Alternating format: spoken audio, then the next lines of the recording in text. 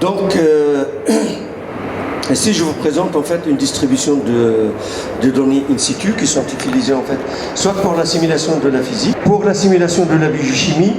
Donc, on a un chantier en fait qui est en cours, en développement, donc qui va être en fait intégré les futurs produits Copernicus. La recherche scientifique est importante parce que toute action, toute opération et exploitation doit être faite et effectuée sur la base d'éléments scientifiques.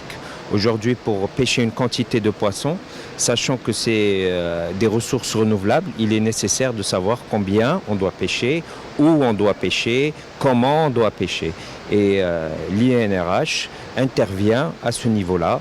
Donc nous devons effectuer des recherches scientifiques et des prospections en mer pour évaluer les stocks, étudier la biologie des poissons, étudier l'océanographie et apporter tous les éléments scientifiques pour conseiller et donner des avis scientifiques au département des pêches et lui donner tous les éléments nécessaires pour une gestion durable.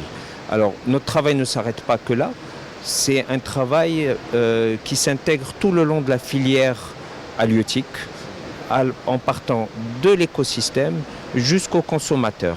Nous intervenons par nos recherches au niveau des océans, au niveau du mode d'exploitation, nous analysons les unités de production, les pêcheurs, leurs bateaux, leurs techniques de pêche, et est-ce qu'elles sont adéquates pour les ressources halieutiques, pour l'exploitation de ces ressources, mais également en termes de valorisation, parce que le plus important, c'est de créer de la valeur ajoutée et de l'emploi.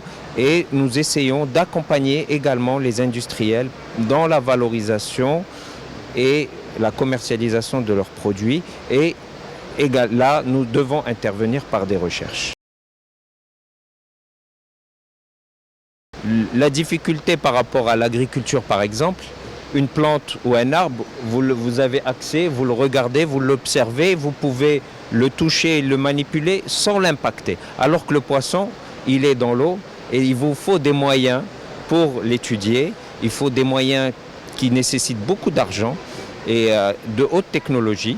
Et c'est pour ça que nous devons investir. Et jusqu'à présent, en l'espace de quelques années, grâce à la politique de la stratégie halieutique, nous avons énormément renforcé la recherche. Nous l'avons doté de beaucoup de moyens. Alors ces moyens, c'est d'abord renforcer les laboratoires régionaux et centraux.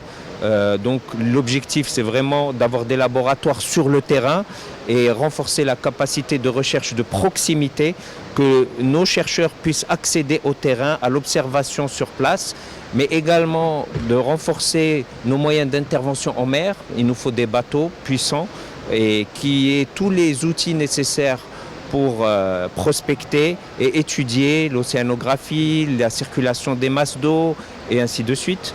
Donc il y a vraiment un investissement à long terme qui permettra de contribuer à la durabilité du secteur de la pêche. Aujourd'hui, on a l'exemple d'une bouée océanographique que nous venons d'installer à Dakhla. C'est une première pour le Maroc, mais c'est quelque chose de très important parce que c'est un investissement dans le long terme.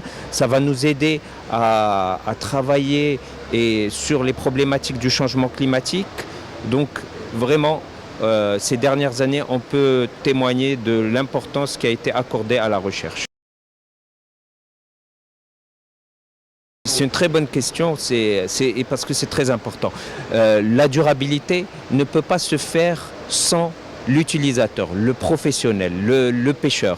Et c'est pour ça que dans nos recherches d'abord, nous essayons d'intégrer l'activité elle-même et le professionnel.